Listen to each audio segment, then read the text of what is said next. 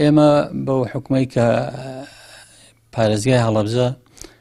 بووەتە 19مین پارێزگا لە عێراق زۆر پێمان باشە و تەڵەبەکەین لە ئەنجومەنی نوێنەرانی عێراق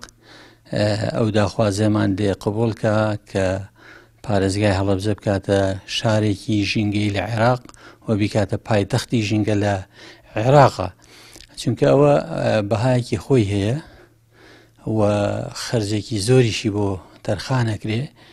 لەو گۆڕانی کەش و هەوا پارەیەکی زۆر لە عالەما کۆکرێتەوە. ئەگەر هەڵەبجە بکرێتە